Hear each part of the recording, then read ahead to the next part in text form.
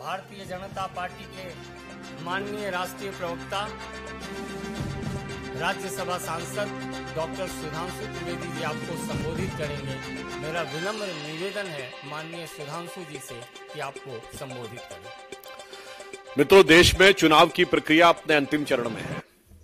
चुनाव समाप्त हो गए, परंतु इन चुनावों में जहां एक तरफ विश्व के सबसे बड़े, व्यवस्थित और तकनीकी दृष्टि से न्यू टेक्नोलॉजी से एप्रोप्रिएटेड इलेक्शंस हुए, वहीं उसी के साथ बहुत दुख की बात यह है, देखिए चुनाव होते रहते हैं, सरकारें आती जाती रहती हैं, परंतु देश और लोकतंत्र की मर्यादा और लोकतंत्र की लोकलाज और लोकतंत्र की प्रतिष्ठा पर सवाल नहीं उठे। पहले हमारे विपक्षी दलों ने उन्होंने हमारे नेता प्रधानमंत्री श्री नरेंद्र मोदी जी के प्रति अपशब्दों का प्रयोग किया। कोई बात नहीं, हमने स्वीकार किया। भारतीय जनता पार्टी के प्रति करिए, स्वीकार्य है। हमारी सरकार के प्रति करिए, स्वीकार्य है।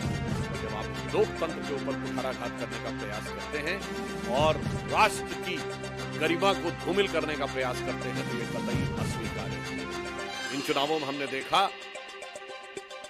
हमारा मोदी जी के नेतृत्व में भारतीय जनता पार्टी और एनडीए का एक ही मूल मंत्र रहा, विकास, और विकास के आधार पर विश्वास। और विपक्षी दलों का एक ही मूल मंत्र रहा, भ्रम, भ्रम के आधार पर भय। और मैं उसके डिटेल में नहीं जाना चाहता, किस प्रकार का दुष्प्रचार किया गया, तो कहीं लोकतंत्र खत्म हो जाएगा, तो कहीं संविधान खत्म हो जाएगा, तो कहीं पर आरक्षण समाप्त हो जाएगा, तो कहीं पर उत्तर दक्षिण में विभाजन करवा दें, और अनेक अनेक प्रकार की अनर्गल, आधारहीन, भड़काऊ बातें की। परंतु इधर जो विषय चुनावी प्रक्रिया को लेकर उठाए गए, आपने देखा कि चुनाव आयोग ने उसका युक्ति संगत और तकनीकी उत्तर दिया है। जो बातें मांगी गई थी, डिमांड, वो सारी बातें पूरी हुई हैं। परंतु मैं सिर्फ एक बात कहना चाहूंगा, चुनाव की हार की निश्चितता, यानी certainty of an inevitable electoral defeat might have put up salinity in their mind.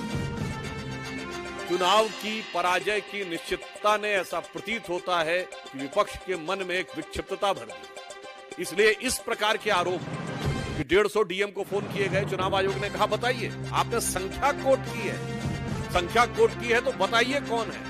तो कहते हैं 7 दिन का समय। उन्होंने कहा शाम तक दीजिए, क्योंकि आपने कहा चुनावी प्रक्रिया को प्रभावित करने वाला है। यह दर्शाता है किस प्रकार के अनर्गल बातें उन्होंने करने का प्रयास किया है।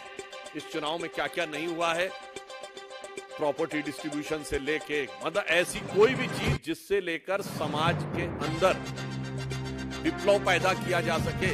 और हकीकत तो यह है कि हमारी सरकार ने एक्सरे किया और एक्सरे के बाद 2200 करोड़ की जो प्रॉपर्टीज निकली हैं, वो बातें कैश सामने दिखाई पड़ रहा है। चुनाव की हार जीत के लिए आप परिपक्व विपक्ष की भूमिका कैसे निभाई जानी चाहिए, हमसे सीखिए। हम सबसे लंबे समय तक विपक्ष में रहे हैं, सबसे ज्यादा चुनाव हारे हैं, नहीं किया है। तो अब साबित हो गया ना कांग्रेस को सरकार चलाना आता है, विपक्ष की भूमिका। धन्यवाद। इंग्लिश में। Friends, the elections have come in the last phase. Electoral process has completed. But unfortunately, this election, though it was world's biggest election, meticulously elaborated, technologically infused process has been used, which has seen the least number of electoral violence and even electoral malpractices. Despite that, it has seen the worst form of verbal hatred which has been tried to inflict to create an unrest in the society. Sometimes these type of frivolous and flimsy allegations like the democracy is in danger, sometimes the reservation is in danger, sometimes the north and south divide, and sometimes distribution of the property and others, these type of things have been done. But we are ready to accept any allegation. They have used the dastardly words against our leader, Prime Minister Shri Narendra Modi. We have accepted. We have not reacted on that. They have abused Bharatiya Janata Party. You are welcome. It's a democracy. You can criticize the government. You are welcome. It's a democracy. But you cannot criticize. You cannot criticize the government. You are not allowed to demean the dignity of the country just for the sake of your political gain and disrespecting the democracy. Right now they have come to a new law. And these type of allegations have been made that the 150 district magistrates have been called, and the election commission has asked that you have given a quantitative clear figure. Now give us the list. Now they are trying to divert. So that's why our motto in the entire election under the leadership of Narendra Modi was Vikas and Vishwas, development and confidence. And their motto was Bhram and Bhay, to confuse, create a propaganda and fear. How the process is. Let us wait for the result. Why you are doing like this? If you have gone berserk in the desperation of inevitable defeat in a consecutive 3 terms, so I would like to remind you that you have lost the government several times and you have never came back. In 1967 in Tamil Nadu, never Congress came back. 77 West Bengal, they never came back. 1989 they lost in UP and Bihar, they never came back. In 1990 they lost Gujarat, they never came back. So it's happening for the again at the time center also. You lost and you are not being witness to coming back. So don't criticize the democracy. And one more thing again I would like to add, in the last few years, according to you, the election commission was working very good in Punjab, Himachal, but not good in Haryana and Uttarakhand. It was working very good in Delhi, but not in UP. It was working very good in Bengal, Telangana, Tamil Nadu, but not working good in Gujarat, Maharashtra and Assam. So don't try to hoodwink the people. They are wise enough to understand that you are doing this type of allegations, nothing but to satisfy your ego, like पुराने जमाने में जैसे बिगड़े दिन शहजादे होते, like the despotic prince. So I would like to say, finally, Congress uses to give a slogan कि सारे भारत से नाता है, सरकार चलाना आता है. Now the people have seen that they are not worthy of running the government, but they have lost even the maturity to perform as a proper opposition. एक चीज और ऐड करूं, इलेक्टोरल प्रोसेस को लेकर कांग्रेस की परेशानी समझी जा सकती है. जब से वोटर आईडी कार्ड आए हैं उसके बाद कांग्रेस को कभी क्लियर मेजॉरिटी नहीं मिली. जब से सीसीटीवी फुटेज पूरी 100 टाइम्स सर्वेलेंस रहती है, कांग्रेस को कभी मेजॉरिटी नहीं मिली. जब से इलेक्टोरल वायलेंस खत्म हुई है तब से कांग्रेस को कभी क्लियर मेजॉरिटी नहीं मिली. आपका दर्द हम समझ सकते हैं. If in the entire history of India one prime minister was adjudged by court for electoral malpractices, it was Srimati Indira Gandhi, by none other than Allahabad High Court. And I would like to remind, election तो आप पहले भी 1991 Amethi election, Congress की तरफ से booth capturing हो रही थी, गोलियां चली थी, डॉक्टर संजय सिंह घायल हुए थे, पुराने लोगों को याद होगा. 21-22 लोग नामजद हुए थे. ठीक है, जब तक चुनाव परिणाम आया, राजीव गांधी जी की मृत्यु हो चुकी थी. इवन अमेठी रायबरेली में आप सारी सीटें हार चुके हैं. एक भी विधानसभाएं आपके पास नहीं है. विधानसभा भी सब भाजपा के पास है, सपा के पास है, जिला panchayat. So be ready to gracefully accept the defeat rather than demean the dignity of democracy.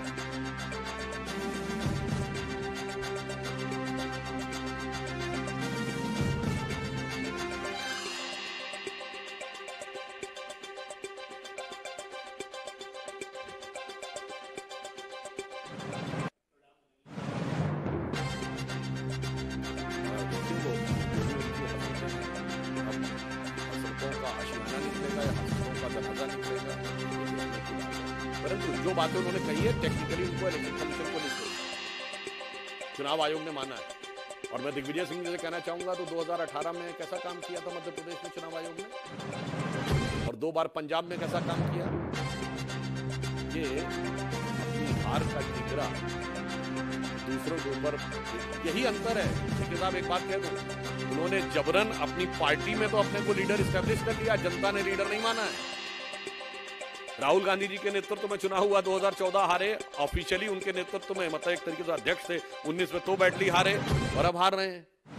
Akhilesh Yadav ji, Mulayam Singh ji 2012 में मुलायम सिंह जी के नेतृत्व में चुनाव हुआ, वो जीते और 17 में 57 पे आ गए, फिर हार गए। बिल्कुल समय समय पर चुनावी प्रक्रिया में तकनीकी सुधार और उसके अंदर वांछित संशोधन किए जाते हैं। अब आपने नाम लिया तो मैं ये भी बात बता दूं, 1951 के पहला इलेक्शन कैसे हुआ था, तो उसमें तो जानते क्या हुआ था, कई जगहों पर पोलिंग बूथ जो थे वो ट्रेवल करते हुए जाते थे, ऐसा भी हुआ था। बाद में महसूस किया गया कि ऐसा नहीं हो सकता, तो इसके आधार पर आप ये नहीं कह सकते कि 1952 का चुनाव सही नहीं था, वो उस परिस्थितियों में था और उसके बाद वो कहानी तो बहुत पुरानी हो गई। अब तो चुनाव आयोग ने चुनौती देके कहा था ना, आइए हैक करके दिखा दीजिए, तो कहां वो ऐसी वाली बात लगती है जैसे ब्लैक एंड व्हाइट के पिक्चर वाले जमाने की बात आप एलईडी के जमाने में करने का प्रयास करते हैं।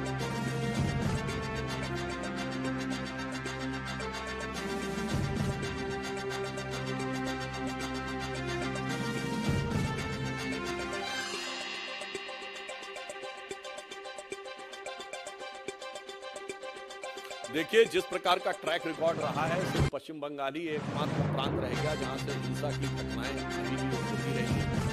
इसलिए जो उन्होंने संभावना व्यक्त की है, हम आशा करते हैं और अपेक्षा करते हैं कि चुनाव आयोग इन सारी विषयों के ऊपर पूरी सतर्कता और सजगता के साथ नजर रखेगा और इस विषय को सुनिश्चित करेगा कि तृणमूल कांग्रेस के जो बवाली एलिमेंट हैं वो किसी प्रकार का प्रभाव मतगणना पर न डालें।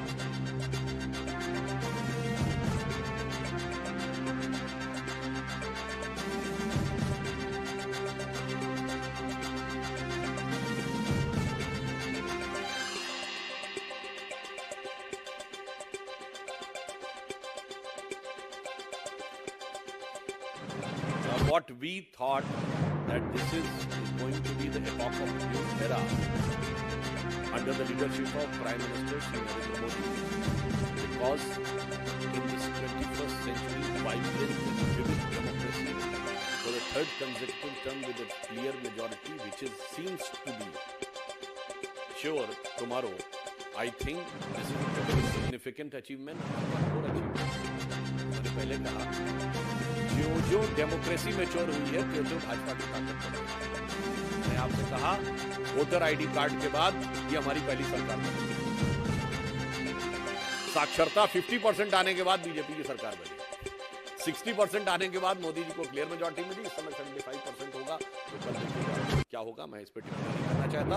तो ये दर्शाता है कि भारत का लोकतंत्र परिपक्व हो रहा है, परंतु वो लोग जो ब्रिटिश कॉलोनियल माइंडसेट की लीगेसी अभी भी दिमाग में रखे हुए हैं, वो विक्षिप्त हैं।